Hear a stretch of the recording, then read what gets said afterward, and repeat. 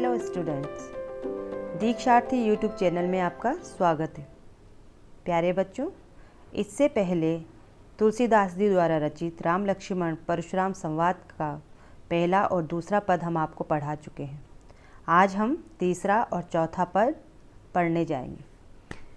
तीसरे पद में उस समय का वर्णन किया है जब परशुराम जी अपने आप को बहुत शक्तिशाली बताते हैं और अपनी शक्ति का बखान करते हैं, तो उनकी बातों पर लक्ष्मण जी यहाँ पर क्या कहते हैं, आइए सुनते हैं। बिहसी लखनु बोले मृदुबानी। परशुराम जी जब अपनी शक्ति का बखान कर रहे होते हैं तो उनकी बातों पर लक्ष्मण जी क्या कर रहे हैं, मुस्कुराते हैं। बिहसी माने हंसकर, लखनु बोले मृदुबानी, हंसकर लक्ष्मण जी मीठी वाणी में बोलते हैं। क्या कहते हैं, अहो मुनीसु महाभट मानी। अहो मुनीसु, हे मुनि, हमने आपको महाभट मान लिया है। महाभट माने महान योद्धा माना है। आप जो अपना इतना बखान कर रहे हैं, अपनी वीरता का इतना प्रदर्शन कर रहे हैं, उसे देखकर हमें पता चल गया है कि तुम क्या हो, बहुत महाभट हो। महाभट का मतलब होता है महान योद्धा। बिहसी लखनु बोले मृदुबानी, अहो मुनीसु महाभट मानी।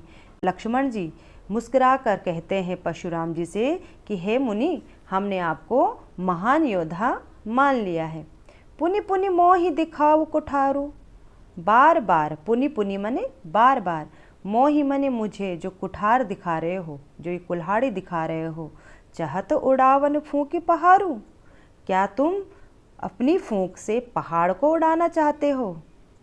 जो ये बार बार मुझे अपना कुठार दिखा रहे हो, अपनी कुल्हाड़ी दिखा रहे हो, तो क्या तुम मुझे अपनी फूंक से इस पहाड़ को उड़ाना चाहते हो? कहने का तात्पर्य है कि मैं इतना कमज़ोर नहीं हूँ कि आपकी बातों से डर जाऊँ। यहाँ कुंभड़ बतिया को नाही। कुंभड़ बतिया से तात्पर्य कमज़ोर फल से है। यहाँ माने यहाँ पर भी कोई इतना कमज़ोर नहीं है, कमज़ोर फल नहीं है। कमज़ोर फल ऐसा होता है कि जब भी किसी बेल पर कोई फल लगता है तो अगर उसकी तरफ हम उंगली करके उसको दिखाते हैं तो वो फल क्या हो जाता है, सड़ जाता है, यानी मर जाता है। तो यहाँ पर कुंभड़ बतिया से कमज़ोर से है। तो लक्ष्मण जी परशुराम जी को क्या कह रहे हैं कि यहाँ कुंभड़ बतिया को नाही, यहाँ पर कोई भी इतना कमज़ोर नहीं है। जे तर जनी देखी मरी जाही, जो तुम्हारी ये उंगली देखकर यहाँ पर मर जाए, यानी डर जाए। यहाँ पर कोई इतना कमज़ोर नहीं है जो तुम्हारी उंगलियों को देखकर, जो बार बार हमें उंगली दिखा रहे हो ना, तुम्हारी उंगली को देखकर डर जाए। देखी कुठारू सरासन बाना। हे मुनिराज, तुम्हारा कुठारू और सरासन यानी धनुष और बाण को देखकर, तुम्हारे कुठारू यानी फरसा, धनुष और बाण को देखकर मैं कछु कहा सहित अभिमाना। मैं जो कुछ भी कह रहा हूँ वो अभिमान के साथ, गर्व के साथ कह रहा हूँ। हे मुनिवर, मैं जो कुछ भी बात तो तुमसे कर रहा हूँ वो मैं क्या कर रहा हूँ, गर्व के साथ, बड़े गर्व से कह रहा हूँ। भृगुसुत समुझ जनेऊ बिलोकी। भृगुसुत, भृगु का पुत्र, सुत माने पुत्र, भृगु का पुत्र समझकर, और जनेऊ बिलोकी यानी जनेऊ जो तुमने धारण किया है उसको देखकर, जो कछु कहूँ रहूँ सहो रिसुरोकी। हे मुनिवर, मैं जो कुछ भी कह रहा हूँ ना, अभी तक मैं जितना कुछ कह रहा हूँ वो मैं अपने क्रोध को रोककर कह रहा हूँ। अभी तो मैंने कुछ कहा ही नहीं है। क्यों नहीं कहा? क्योंकि मैंने देख लिया है कि तुम भृगु के सुत हो और तुमने क्या किया है, जनेऊ धारण किया हुआ है। तो ये सब अभी मैं तुमसे जो प्यार से बातें कर रहा हूँ वो क्या कर रहा हूँ, अपने क्रोध को रोक कर ही कर रहा हूँ। अभी तो मेरा क्रोध तुमने देखा ही कहाँ है। कहने का तात्पर्य है कि अभी तुमने मेरा क्रोध देखा ही कहाँ है। सुर महिसुर हरिजन अरुगाई। हमारे यहाँ क्या कहते हैं अब लक्ष्मण जी परशुराम जी से कि सुर, सुर माने देवता, महिसुर, महिसुर का मतलब होता है ब्राह्मण, हरिजन, हरि धन जन यानी भगवान के भक्त, और गाई, गाई माने गौ माता।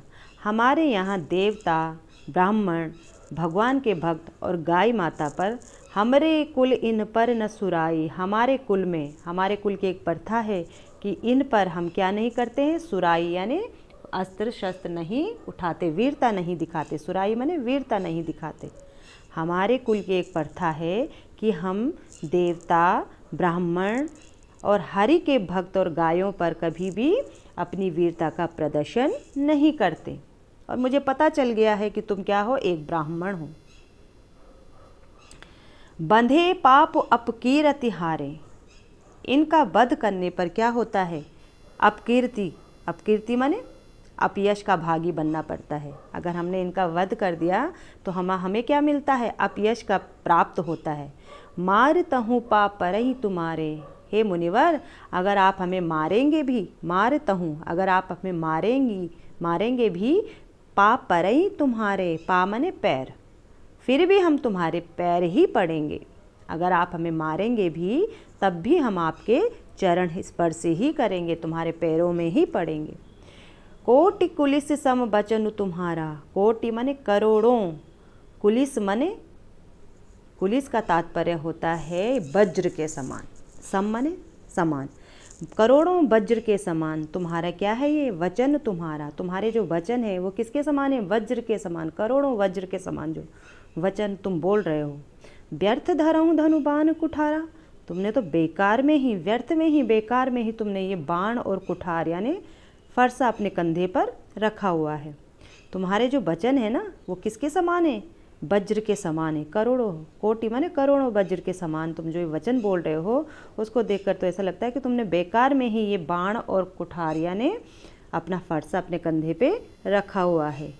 जो बिलो की अनुचित कहे हूँ क्षमहूँ महामुनि धीर, हे महामुनि अगर मैं जो बिलो की मैंने देख कर अनुचित कह रहा हूँ, जो कुछ भी मैं देखकर अनुचित कह रहा हूँ उसके लिए आप मुझे क्या करें, धैर्य धारण करके क्षमा कर दें। आप मुझे क्या कर दें, उसके लिए क्षमा कर दें। सुनि सरोस भृगुवंश मणि बोले गिरा गंभीर, लक्ष्मण की बात सुनकर क्रोध में भृगुवंश मणि, भृगुवंश मणि कौन, परशुराम जी बोले, गिरा मने वाणी और गंभीर वाणी में बोले। लक्ष्मण की बात सुनकर परशुराम जी गंभीर वाणी में बोले। क्या बोले, आगे देखते हैं। कौशिक सुनहु मंद येहु बालक, अब परशुराम जी को लक्ष्मण की बातों पर क्या आ गया, अत्यधिक क्रोध आ गया।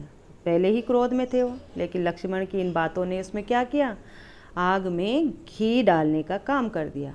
अब उनकी क्रोध की ज्वाला और अधिक बढ़ गई, किसकी, परशुराम जी की। अब परशुराम जी क्रोध में आकर क्या बोले, कौशिक सुनहु मंद येहु बालक, कौशिक कौन, विश्वामित्र। अब विश्वामित्र से कह रहे हैं, क्यों विश्वामित्र से क्यों कह रहे हैं, क्योंकि रामचंद्र जी और लक्ष्मण जी किसके साथ आए हैं, विश्वामित्र के साथ ही सभा में आए हैं। तो अब क्या कह रहे हैं परशुराम जी, क्रोध में आकर विश्वामित्र को पुकार कर कह रहे हैं कि कौशिक सुनहु मंद येहु बालक, हे विश्वामित्र सुनो, मुझे लगता है कि यह बालक क्या है, मंद बुद्धि का बालक है। कुटिल काल बस निज कुल घालक, कुटिल काल बस, बहुत ही कुटिल और काल के बस में, और निज कुल घालक और अपने कुल का नाश करने वाला है।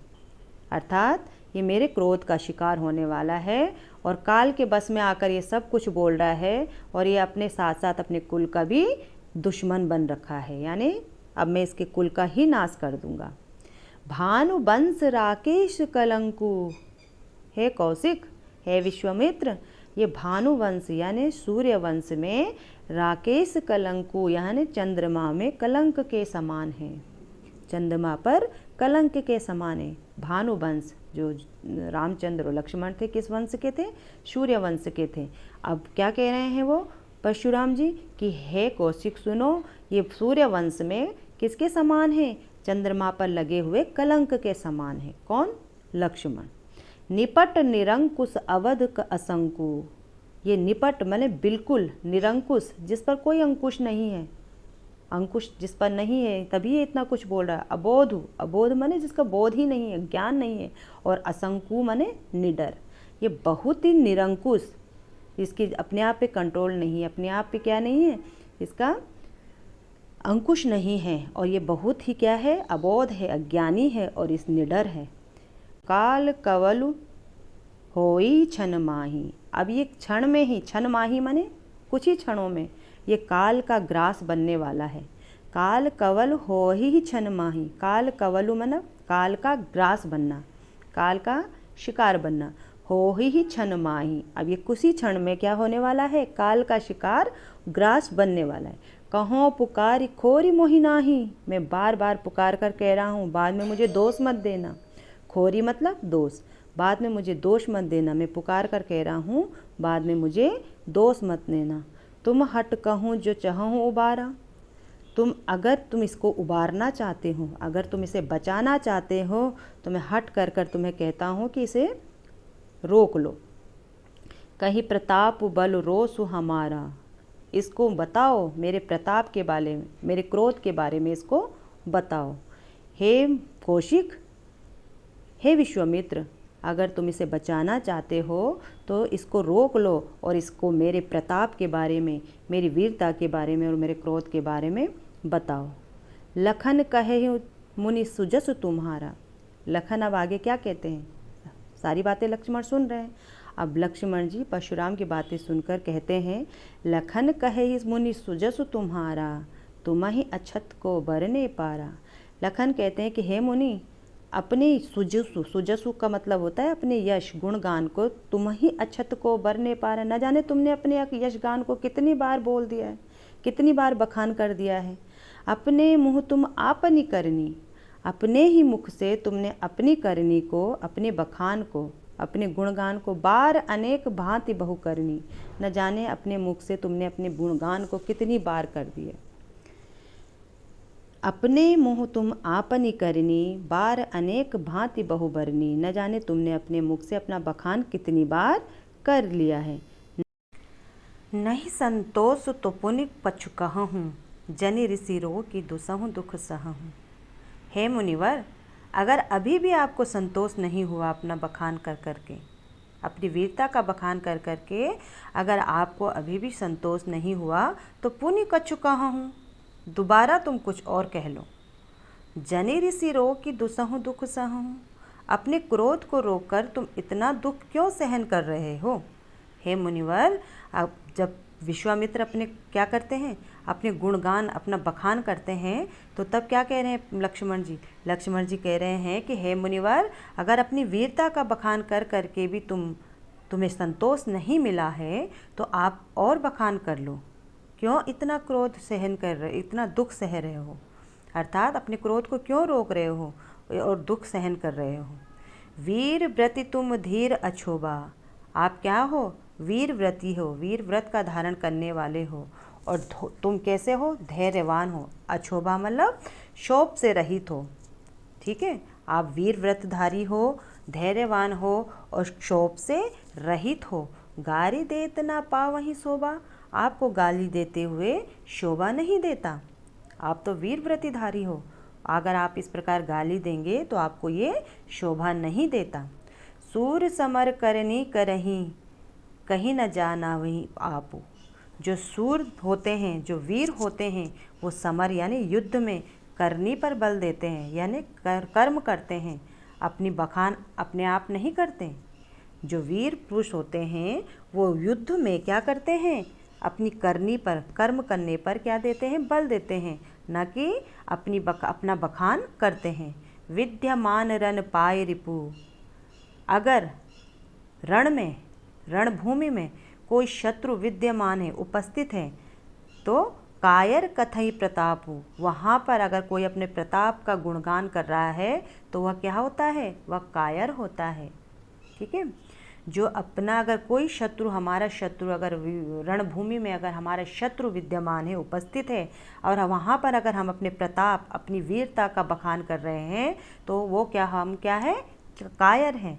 तो यहाँ पर लक्ष्मण जी परशुराम जी से कह रहे हैं कि जो शूरवीर होता है वो युद्ध में क्या करता है, करनी पर बल देता है, कर्म करता है, लड़ता है, न कि अपने मुंह से अपनी प्रशंसा करता है। विद्यमान रण पाई रिपु, कायर कथई प्रतापु। जब रणभूमि में शत्रु अगर उपस्थित होता है, उस समय अगर कोई अपना बखान कर रहा है, अपना गुणगान कर रहा है, अपने प्रताप का गुणगान कर रहा है, तो वो क्या होता है, वो कायर कहलाता है, सूरवीर नहीं कहलाता है।